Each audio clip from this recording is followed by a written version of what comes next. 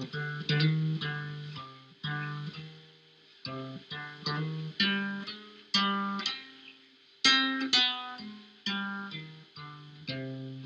so I'd like to introduce you to somebody really, really famous. Well, famous many years ago, not now. Yeah. But I'd like to show you this person. Do you recognize where that is? This person is? What's the background? It's frozen on ruin for me, so. Oh, I see it. Well, this person is based. Oh, it's a wrong picture then. Yeah. That's the one. I'm so sorry. I was wondering that. It's a wrong picture.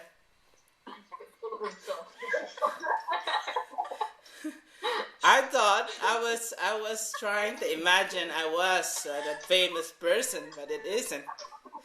Okay. So this is this man is called Henry Rhind, and he was born in the Highlands. And what he does is basically he is a trader, and he also is a digger. What you mean it's a digger is he dig soil, like he kind of excavate. And in other words, he's an archaeologist, right? But and so he gathered all these old relics from the past. And one time towards the end of his life, Was he an archaeologist? he was an archaeologist in the Highlands. So he probably roamed the streets of Inverness and the different parts of the Highlands. And so now, one day he traveled to ancient Egypt and attended one of the markets there, like a fair, like what we have last December, like market fairs. Except that for us, it happens once a year or twice a year. But in ancient Egypt, it happens like weekly, like every Sunday, like a Sunday market, in forest. So when he was there, he bought a piece of paper. Yeah, and that's the piece of paper. So here, his name is Henry Rhind, Alexander Henry Rhind, and the piece of paper is now known as the Rhind Papyrus. And where the Rhind Papyrus is located, to this where this person is standing. Yes, and I was there to look at this Rhind Papyrus, and it's located in what we now term as the British Museum. Right? So now, Why is it so special with papyrus? well, the thing is, because in that Rhind Papyrus is written what we call the Egyptian way of doing fractions. And so now, let me ask you the modern way. We were done is, what is 4 divided by 7 in the modern way of doing maths? What's 4 loaves of bread? There we go. 4 loaves of bread shared between 7 people. Right? 4 sevens. 4 sevens, right? But when they look at the Rhind Papyrus, when they look at it, their answer in ancient Egypt was 4 loaves of bread shared between 7 people. When they look at it, the answer was not 4 sevenths. Yeah? So now, we have a different way of answering fractions. And now we're going to do it their way, not the modern way. They realize in Egyptian fractions that the answer always has 1. Always have 1 at the top. The numerator is always 1. right? How? So when I asked you four loaves of bread shared between 7 people, your answer was 4/7. But in ancient Egypt, the answer could only have one at the top. That means there's always one as an answer in the numerator, right? So here we got this 4. How are you going to share this so that each member, each person of the 7 people, right, would have one piece of this one? 7 people each have 1 4 loaves of bread. So what will happen was that essentially, what happened was that each piece, was cut into 2 pieces, right? Let's do that now. Let's cut each of the loaves into 2 pieces. That we were making 8, right? Let's do that, right? So we're going to cut it. So I want you to do it as I'm doing it. So while we're thinking of the answers, so each of the loaves of bread, we got 4, 4 pieces of bread. We're going to cut them into 2, right? So I will cut the first. That's 1. Yeah. Have it into 8. Yeah. Thank you. That's so quick. How did you do that so quickly? Do you have a trick? Magic. Do you just stick the paper on top of each other?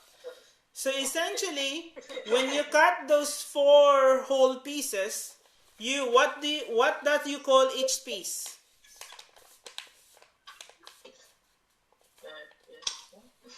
What do you call each piece? No, It's 8. Yeah, there. 8 or half. So you got 4 whole pieces, and you cut each piece into 2, right? And what do you call each piece?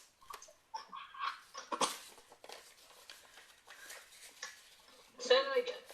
So you got 4 pieces, right? 4 pieces of Yeah. bread, that you had. And you have to cut each one into 2. To half. Into half, right? Right? Yeah.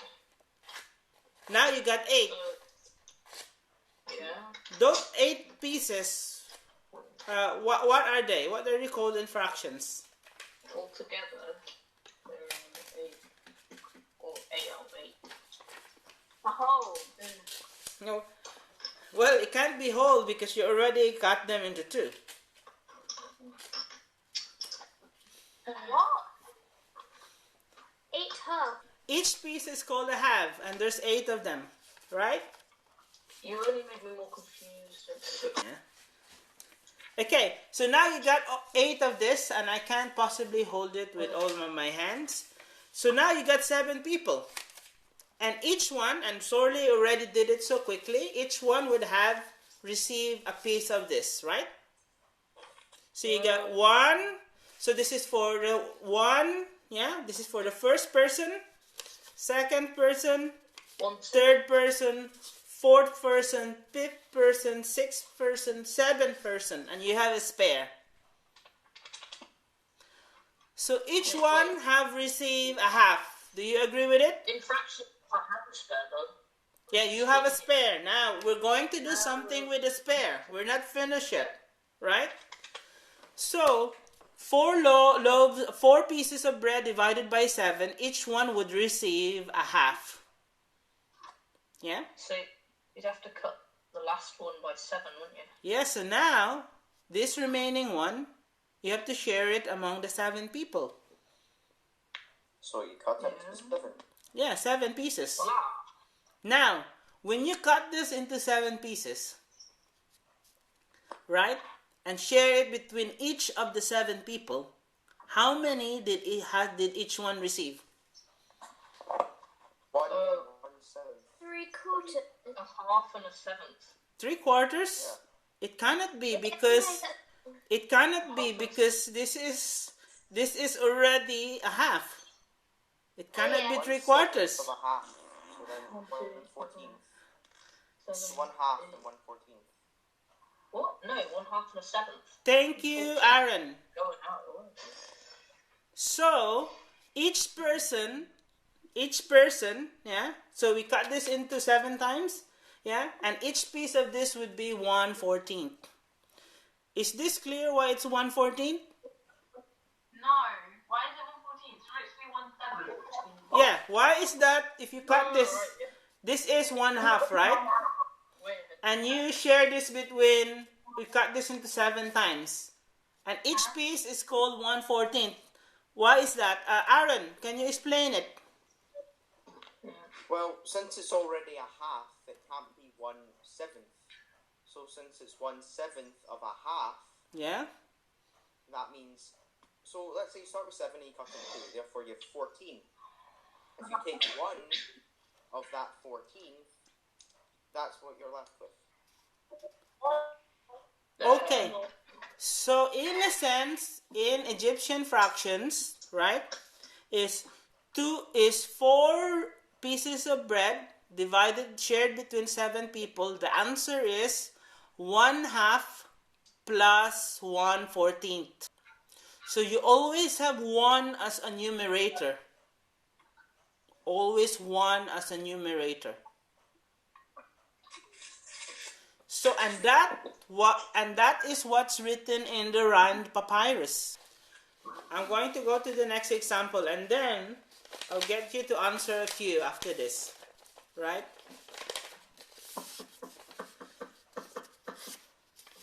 I'm going to have 2 whole pieces of bread.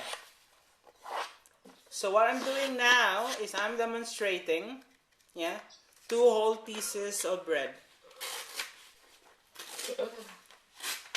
There it is, 2 whole pieces of bread, right? I'm going to share this between 3 people. What shall I do first? Cut them up. Cut them up into what? Into 6. Yeah. Well, each one into 3rd. Well, remember that in the Egyptian way, the numerator is always 1. The answer is always 1 as the numerator. If you cut it into 6, how many does each one have? 2. 6. Yeah, it's 2/6. But in Egyptian maths, you don't do it that way. They always have 1 as a numerator. So you cannot cut it into 6 the Egyptian way of sharing. Yours is what you call the modern way of sharing. Okay. That's the modern way. Why do you have to do the old way? Because, like, You know, the old way is also Perspective. it's a different way. It's a different way, right? And it's a good question, but sometimes the world is so kind of inflexible. So what I'm trying to say here is we're doing a different way so that we can see things differently. Okay. But the old way doesn't mean that it's not scientific. It's not mathematically correct. The old way is as correct as the modern way. Both of them are right. Cool. Yeah? So we got 2 loaves of bread. Share it between how many? 3 people. What do we do first? Remember?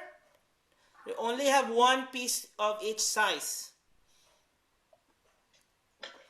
Cut each in half and then cut the Thank you. halves into 3s. Yeah. So you cut each one into 2 whole piece. I'm going to cut it into half. There you go. How many halves do I have?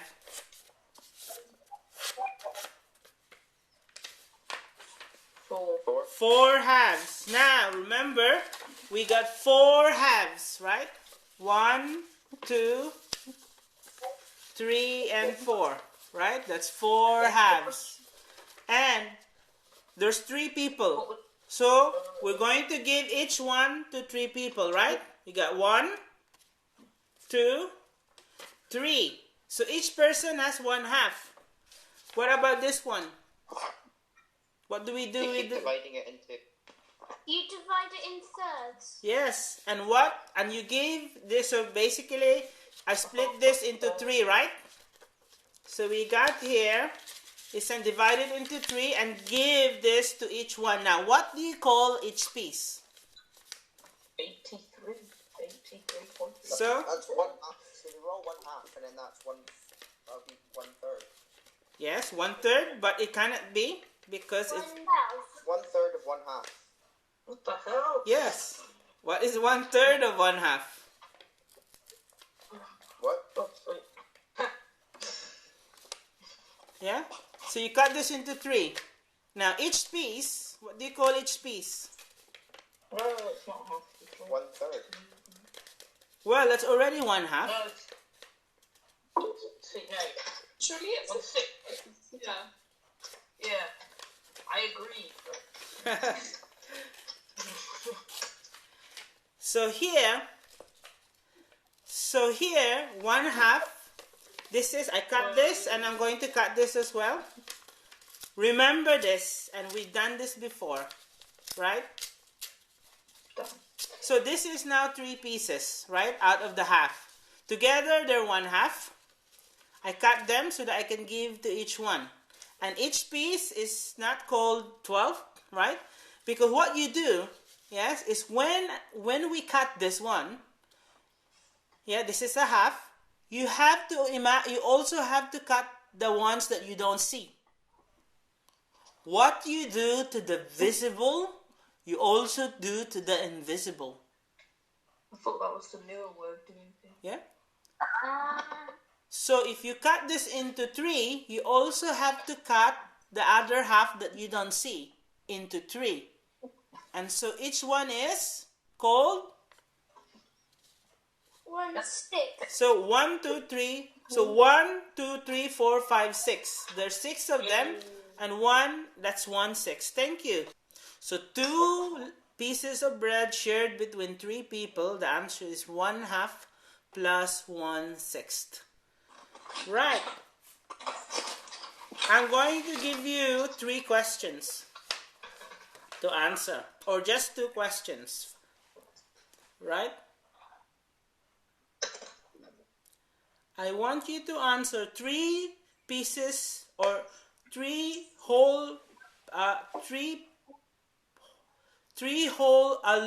loaf of bread. Loaf. I'm trying to work on my pronunciation. 3 loaves of bread divided by 16 people.